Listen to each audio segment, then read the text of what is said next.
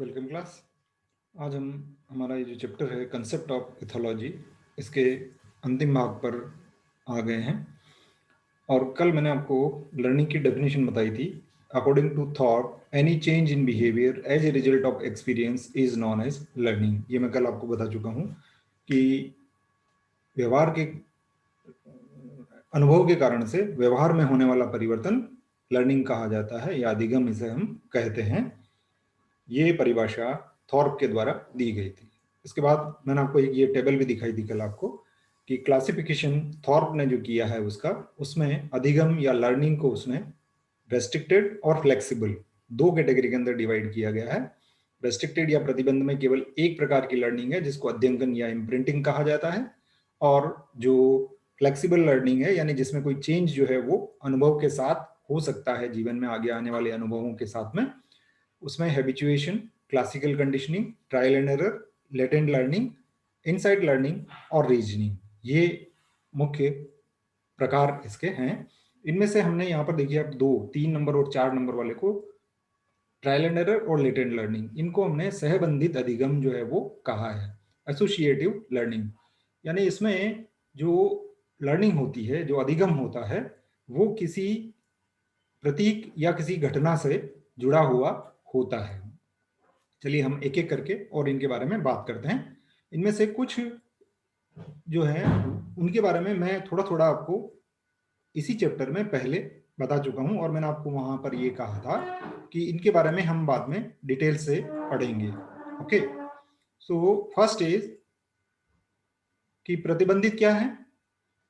हमने कहा था कि दो भागों में इसको डिवाइड जो है वो किया है। एक प्रतिबंधित में जो कि यदि वो लक्षण या वो व्यवहार जिससे प्राणी ने कुछ सीखा है, वो अगर किसी जाति विशिष्ट में उत्पन्न हो जाता है तो उसमें उसके बाद में कोई चेंज जो है वो नहीं होते हैं, जिसमें हमने केवल एक प्रकार की लर्निंग जो है वो रखी है, वो है आपका इम्प्रिंटिंग। दूसरा जो हम कह रहे थे कि फ्लेक्सिबल लर्निंग वो है जिसमें कि अनुभव के आधार पर प्राणी के जीवन काल में जो अनुभव वो प्राप्त करता है उनसे परिवर्तन जो है वो हो सकता है। चलिए अब हम जो फर्स्ट टाइप है हमारा रेस्ट्रिक्टेड लर्निंग का single type, concept of imprinting या अध्ययन की अवधारणा। तो जंतु जो हैं वो अपने मातृक वस्तु की ओर आकर्षित होता है, ये हम जानते हैं। इसको ये एक फैक्ट है कि प्रत्येक जंतु जो है वो अपनी मातृक वस्तु या मैटरनल ऑब्जेक्ट की ओर आकर्षित होता है। ऑस्कर हिनरोथ ने 1910 और 1911 में बतख और गीज पर, यानी डक्स और गीज पर कुछ एक्सपेरिमेंट जो है वो उन्होंने किए थे। उन्होंने ये देखा कि जब हम गीज या डक के अंडों को कृत्रिम रूप से ऊष्मायन करके प्राप्त करते हैं। अब कृत्रिम रूप से ऊष्मायन और प्राकृतिक ऊष्मायन क्या होता है? आपने देखा है कि अंडे को पेरेंट्स के द्वारा सेना होता है, इंक्यूबेट वो करते हैं। तो हम अगर जो आर्टिफिशियल इंक्यूबेटर में रख करके भी ये काम जो है हम कर सकते हैं। और अगर आपने किसी जंतु को के अंडों को इंक्यूबेट किया है और उस जंतु ने, उस पक्षी ने, मानिए कि अपने पेरेंट्स को नहीं देखा है, उन्होंने सबसे पहले मानव को ही देखा है अंडों से निकलने के बाद में, और मानव के द्वारा ही पाले जाते हैं, तो वो जनकों में कोई रुचि नहीं दिखाते हैं और जनक को ही मानव जो जैसे मानव है इस केस में यहाँ पर, वो मानव को ही अपना जनक जो है वो मान लेते हैं। कोनार्ड लॉरेंज ने इसका और अध्ययन किया और इसको इम्प्रिंटिंग का नाम जो है वो दिया। जो प्रीकोशियल बर्ड्स हैं, नेस्ट फ्लियर बर्ड्स जिनको हम कहते हैं, और एक होता है आपका अल्ट्रूशियल और प्रिकोशियल, दो प्रकार की बर्ड्स जो है वो होती है। एक जिनमें कि अंडों से पूर्ण विकसित बच्चे जो है वो निकलते हैं, और एक जिनमें कि अंडों से जो बच्चे निकलते हैं वो पूर्ण विकसित नहीं होते हैं। जैसे उदाहरण के लिए अगर आप देखें तो मुर्गी और कबूतर, इनमें अंडों से निकलने वाले जो बच्चे हैं उनको देख करके और आप बता सकते हैं। ठीक है, तो जो प्रिकोशियल बर्ड्स है जैसे डक्स और गीज जो है, इनमें बच्चे पूर्ण विकसित होकर अंडों से बाहर निकलते हैं, और जैसे ही ये बाहर आते हैं और जो फर्स्ट मूविंग ऑब्जेक्ट ये देखते हैं वो उसका पीछा करते हैं। तो सामान्य प्राकृतिक अवस्था में वो जिन्हें देखते हैं वो उनके पेरेंट्स ही होते हैं, क्योंकि पेरेंट्स जो है उन्हीं का अंडों का इंक्यूबेशन करते हैं और उसके बाद जब वो बच्चे उससे निकलते हैं तो अपने पेरेंट्स ही उनको नजर आते हैं। तो जब इनके पेरेंट्स जो हैं वो कहीं पर भी जाते हैं तो ये उसका पीछा जो है वो करते हैं। लेकिन अगर हमने कृत्रिम ऊष्मायन उनका किया है तो उन्हें मनुष्य दिखेगा और ये उनका पीछा करने लग जाते हैं। और इन्हें इनकी जाति के पक्षियों से बाद में मिलाने पर भी ये उनमें मिक्स्ड अप जो है वो नहीं होते हैं, यानी वो इम्प्रिंट हो चुके हैं मनुष्य के प्रति। ओके, यहां पर आप कुछ उदाहरण जो है वो देख सकते हैं प्राकृतिक और जो आर्टिफिशियल इंक्यूबेशन के कारण से जो इम्प्रिंटिंग हुई है। देखिए यहाँ पर ये आपका एक डक है और ये इसके जो बच्चे हैं वो इसके पीछे पीछे हमेशा चलेंगे, जबकि ये आपने देखा होगा कि ये आपका ऑस्कर हिंड्रोथ वाला जो एक्सपेरिमेंट था उसमें जो गीज जो है वो हमेशा इनके पीछे पीछे जो है वो चलते थे। जैसे ये यहाँ पर ये रोड क्रॉस कर रहा है तो ये इनके पीछे पीछे इसके छोटे बच्चे जो हैं वो चलेंगे और यहाँ पर ये हिंड्रोथ के पीछे पीछे इनके ये चल रहे हैं। ओके, ये अंतर है कि प्राकृतिक रूप से ऊष्मायन होने पर क्योंकि उन्होंने सबसे पहले अपने पेरेंट्स को देखा है तो वो उसी का पीछा करते हैं, और जब उनका कृत्रिम रूप से ऊष्मायन किया जाता है तो वो मनुष्य को देखते हैं तो इसलिए वो हमेशा उसके पीछे पीछे चलते हैं। तो हेस ने ये बताया कि एक उन्होंने पक्षियों के अध्ययन के लिए एक मॉडल जो है वो बनाया था और उसके आधार पर उन्होंने कुछ निष्कर्ष निकाले थे। पहले इस मॉडल के बारे में हम चर्चा कर लेते हैं कि क्या किया कि ये एक मैकेनाइज सिस्टम से एक डक जो है वो यहाँ पर जुड़ी हुई है, डक का एक मॉडल जो है वो जुड़ा हुआ है और ये इस पैसेज के ऊपर लगातार चक्कर जो है वो काटता रहता है मैकेनिकली, क्योंकि ये निर्जीव है। और जब इंक्यूबेशन करके जब अंडे से चूजा निकलने वाला होता है तब उसको इस पथ के ऊपर रख दिया गया है, तो जैसे ही चूजा बाहर निकलता है और वो इसको देखता है तो ये इनको अपने पेरेंट्स समझता है और इसके पीछे पीछे वो चलता है। तो हेस ने इस एक्सपेरिमेंट से ये निष्कर्ष निकाले कि मॉडल का आकार, आकृति और रंग को ये चूजे जो हैं वो पहचानते हैं। और दूसरा उन्होंने ये कहा कि अध्ययन की जो तीव्रता है वो कुछ कारकों के ऊपर निर्भर करती है। जैसे कि अगर हम इसके बीच बीच में बैरियर लगा दें जिससे ये तो आगे बढ़ रहा है लेकिन इस चूजे को ऊपर से नीचे होने में कठिनाई होगी, तो जितनी कठिनाई होगी इसका पीछा करने में अध्ययन उतना ही मजबूत जो है वो होता है। इसको हेस ने श्रम का नियम जो है वो नाम इसको दिया था। तो अध्ययन के लिए उम्र जो है वो एक बहुत इंपॉर्टेंट फैक्टर है कि शिशु की जो एज है वो अपने प्रारंभिक जीवन काल के प्रारंभिक अवस्था में ही सेंसिटिव होता है अध्ययन के लिए, और ये जो अवस्था है इसको क्रिटिकल फेज या क्रांतिक अवस्था कहा जाता है। इस फेज में जो शिशु है उसमें अधिगम जो है वो सहज होता है और वो अधिक से अधिक ज्ञान का अर्जन जो है वो करता है जो कि उसके आगे की जीवन में लाभदायक होता है। तो हिंडे ने 1965 में मुर्गी और कूट पर कुछ प्रयोग किए थे और उन्होंने ये देखा कि अगर हम कंधे पर कोई कैनवस का बोरा लेकर के और चलते हैं तो कूट और मुर्गी के बच्चे जो हैं वो उसको प्रभावी रूप से अध्ययनकित हो जाते हैं और वो उसको फॉलो अधिक तीव्रता से करते हैं। विडमैन ने ये बताया कि धीमे उद्दीपन जो है वो तीव्र उद्दीपन से प्रभावी होते हैं। कैसे, क्या मतलब हुआ इसका कि जैसे अगर कोई मानव जो है वो धीमी गति से चल रहा है तो चूजे जो हैं उसके पास में आ जाएंगे, लेकिन अगर वो तेज चलता है तो वो उसको फॉलो नहीं करेंगे क्योंकि वो उसकी गति से डर सकते हैं। अब ये जो इम्प्रिंटिंग है ये दो प्रकार की होती है। एक तो जो हमने कहा कि जो क्रांतिक अवस्था है उसमें अगर जो इम्प्रिंटिंग होती है उसको हम फीलियल इम्प्रिंटिंग कहते हैं। तो इसमें चूजे क्या करते हैं कि जो अध्ययनकित वस्तु है उनकी उसको जनक मानते हैं। हमने यहाँ पर वस्तु क्यों कहा है, जैसे मैंने आपको हेस का एक्सपेरिमेंट बताया था कि उसमें वो एक डक के मॉडल का पीछा कर रहा है ना, और इसको अपना जनक जो है वो मानता है। जबकि इसके पहले वाले उदाहरण में हमने कहा था कि मानव ने इसका रेयरिंग की है, उष्मायन किया है, तो ये इसको अपना पेरेंट जो है वो मान रहा है। तो ये इसको हम कहेंगे कि ये क्या है, आपका फीलियल इम्प्रिंटिंग है। और जब ये फीलियल इम्प्रिंटिंग प्रोलॉन्ग्ड होती है, लंबे समय तक ये चलता रहता है, तब वो सेक्सुअल इम्प्रिंटिंग भी इनके अंदर हो जाती है कि वो उनको ही अपना मेट जो है वो मानने लग जाते हैं। यानी कि लैंगिक व्यवहार पर भी प्रभाव जो है वो इनका पड़ता है। हिंडे ने ये बताया था कि प्राइमेट में माता और शिशु का संपर्क सामाजिक व्यवहार पर प्रभावी होता है। इसी तरह से वार्नर ने यह बताया कि क्रॉस फोस्टर शिशु वयस्क होने पर पालक प्रजाति के साथ लैंगिक व्यवहार में तत्परता दिखाते हैं। क्रॉस फोस्टर का मतलब क्या होता है कि उनको किसी प्राणी को अगर अपनी प्रजाति के से अलग करके किसी दूसरी प्रजाति के साथ शुरुआती दिनों में रखा जाए, उसको पाला जाए, तो इसको क्रॉस फॉस्टर कहते हैं। अच्छा, एक और चीज है जिसके बारे में अक्सर पूछा जाता है, एक बार क्वेश्चन भी पूछा गया, व्हाट इज कैस्पर हाउजर्स। मुझे अभी याद आ गया तो मैं बता रहा हूँ आपको, ये इसी से मिलता जुलता है।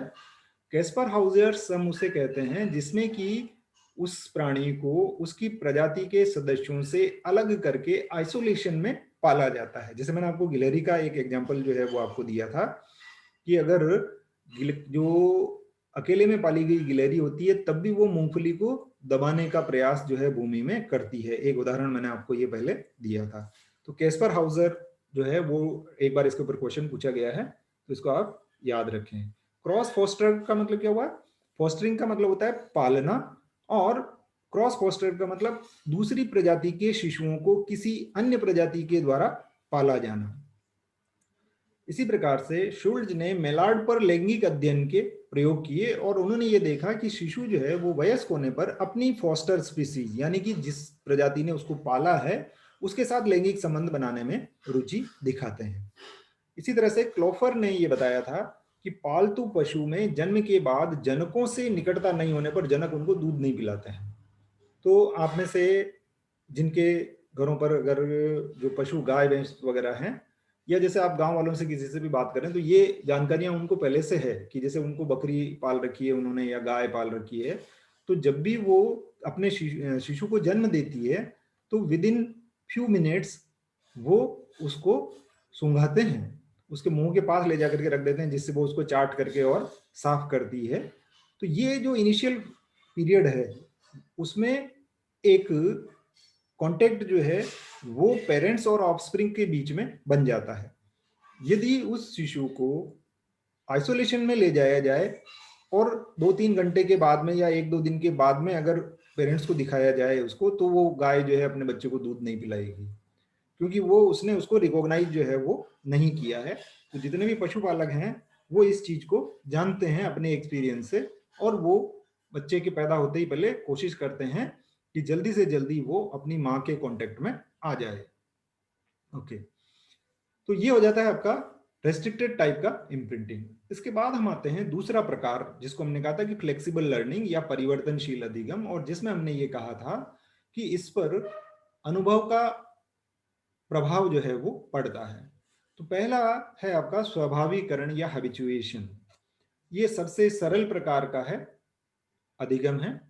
और इसमें होता क्या है कि यदि व्यवहार क्या है, किसी उद्दीपन के प्रति की गई अनुक्रिया है, और यदि प्राणी को कोई फीडबैक जो है उस एक्टिविटी की वजह से नहीं मिल रहा है, फीडबैक दो प्रकार का हो सकता है, एक रिवार्ड हो सकता है, एक पनिशमेंट हो सकता है, इसके बारे में हम बाद में और चर्चा करेंगे।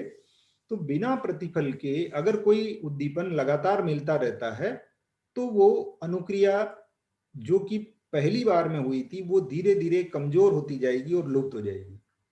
जैसे हम्फ्रीज ने 1933 में जो गार्डन स्नेल है आपका उसके घोंगे के ऊपर प्रयोग किए। जैसे घोंगा आपने देखा होगा, अगर ये एप्पल स्नेल है, ये अगर चल रहा है, इसको अगर आप उठा लेते हैं तो ये अपना जो ये वाला जो भाग है इसको अंदर की ओर ले लेता है, कवच के अंदर ले लेता है। जब आप इसको थोड़ी देर छोड़ते हैं तो ये आगे की ओर निकलने लग जाता है। इस समय पर यदि आप जिस माध्यम पर ये ट्रेवल कर रहा है उसको टैप करते हैं, ठक ठकाते हैं, तो जो आवाज होती है उससे ये तेजी से वापस अंदर घुस जाता है। फिर उसके बाद में जब जैसे ही ये फिर वापस बाहर निकले और अगर आप फिर टेबल को ठक ठक करें तो ये फिर अंदर घुसेगा। लेकिन अगर आप लगातार ये काम करते रहें तो ये इस उद्दीपन यानी ये ठक ठक की जो आवाज है, जो वाइब्रेशन है, उसके प्रति ये हैबिचुएट हो जाएगा और कोई प्रतिक्रिया जो है वो नहीं देगा। तो ये व्यवहार में एक परिवर्तन आया है कि ये जो उद्दीपन आ रहा है उससे इसको कोई भी फीडबैक नहीं मिला है, प्रतिफल नहीं मिला है। या तो रिवार्ड मिलता या पनिशमेंट मिलता तो फिर ये क्रिया जो है वो लगातार चलती रहती। लेकिन यहां पर ऐसा कुछ नहीं हो रहा है, इसलिए ये क्रिया जो है वो नहीं होगी। ओके। दूसरा जो एग्जांपल है उसमें क्लार्क ने ये एक्सपेरिमेंट किया था निरीज के ऊपर। उन्होंने ये देखा कि निरीज जो है, जो कि एक बिलकारी प्राणी है, जब वो बिल के ऊपर निकलता है तो अगर उसके बिल के पास में कोई चीज लहराई जाए तो वो अंदर घुस जाता है। लेकिन ऐसा कई बार करने पर, क्योंकि उसको नहीं लगता कि इससे कोई हानि हो रही है, इसलिए वो उसको अवॉइड करने लग जाता है। इसी तरह से वाइब्रेशन इन स्पाइडर वेब, तो स्पाइडर का जो वेब है वो क्या करता होता है उसमें कि जब कोई जानवर उसके अंदर आकर के फंसता है तो वो फड़फड़ाता है निकलने के लिए, तो उससे जो वाइब्रेशन होता है उससे स्पाइडर को पता चल जाता है कि हाँ इसके अंदर कुछ जंतु जो है वो आकर के फंसा है और वो उसको मारने की कोशिश जो है वो करता है और अपना भोजन बना लेता है। लेकिन अगर आप आर्टिफिशियली उसको कई बार हिलाएं या वाइब्रेट करें तो उसका ये जो व्यवहार है वो क्षीण हो जाता है उस उद्दीपन के प्रति, क्योंकि जब भी वो आकर के देखता है और उसको कोई कीट वहां पर नहीं मिलता है तो उसका उस वाइब्रेशन की ओर आकर्षित होना कम होने लग जाता है। इसी तरह से जिनके पास आपके पास फिश टैंक है उनमें आप ये एक्सपेरिमेंट जो है वो करके देख सकते हैं। बहुत सारे लोग जो घरों पर मछलियां पालते हैं, तो मछली के ऊपर अगर हम किसी ईगल की परछाई, उसके ऊपर से किसी ईगल का मॉडल जो है वो, जो कि ऐसा स्ट्रक्चर जो कि ईगल के जैसा दिखता है, उसको फिश टैंक के ऊपर घुमाते हैं तो उसकी छाया को देख करके मछली जो है वो डर जाती है। लेकिन इसी को अगर हम रिपीट करते रहें तो फिर वो ऐसा नहीं करेगी, क्योंकि उसको कोई फीडबैक वहां से नहीं मिल रहा है। अब थॉमसन और स्पेंसर ने इस व्यवहार की कुछ विशेषताएं बताई हैं।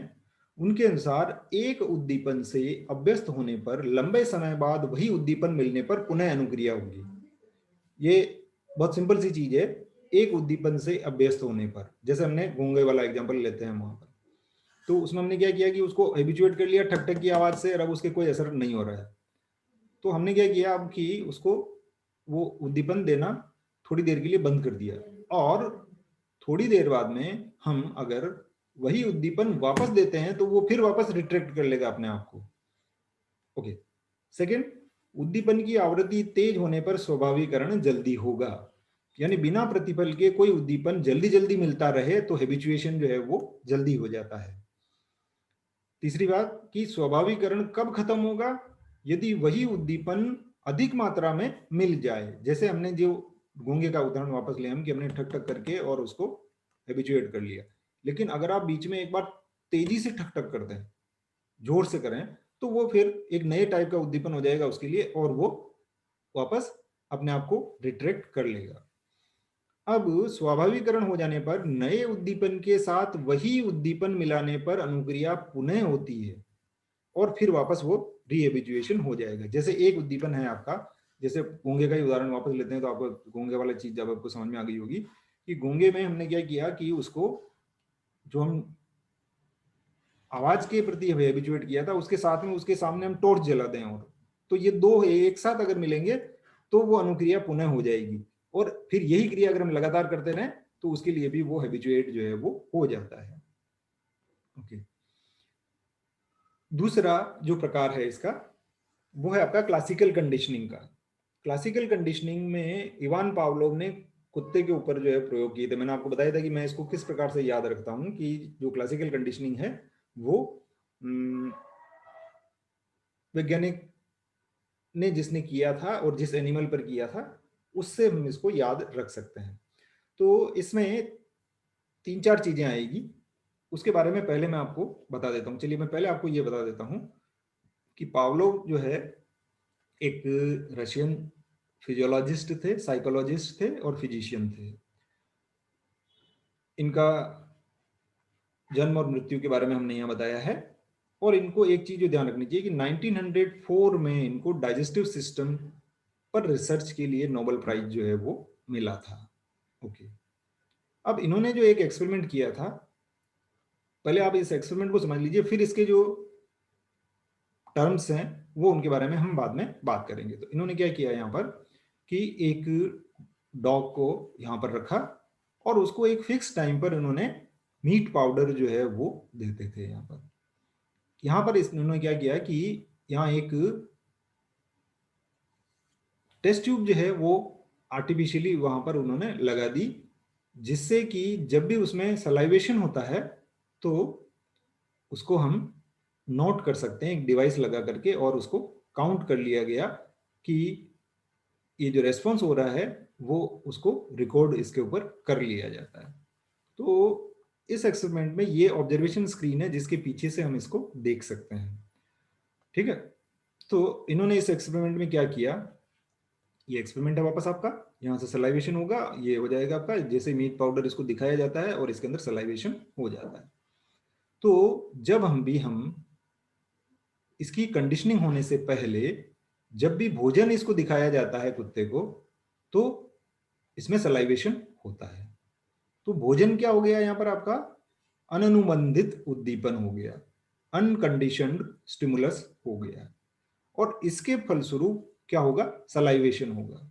ठीक है, अगर आप कुत्ते के सामने घंटी बजाते हैं तब उसके लार के सिक्रीशन के ऊपर कोई प्रभाव जो है वो नहीं होता है। ठीक, जब भी इसको भोजन देते हैं उसके पहले एक घंटी की आवाज जो है वो आती है। तो अभी कुत्ता जो है घंटी की आवाज को इससे एसोसिएट नहीं कर रहा है, लेकिन वो आपका उस अनकंडीशनल स्टिमुलस की वजह से आपका अनकंडीशनल रेस्पॉन्स जो है वो हो रहा है कि भोजन की वजह से सलाइवेशन जो है वो हो रहा है। ओके, लेकिन हुआ क्या है कि जब भी आप घंटी बजा करके और इसको भोजन कई बार देते हैं तो कुत्ता जो है इन दोनों को एक दूसरे के साथ में एसोसिएट कर लेता है, और इस प्रकार से कई बार किए जाने पर जब सिर्फ घंटी की आवाज होती है तब भी कुत्ते में सलाइवेशन जो है वो होने लग जाता है।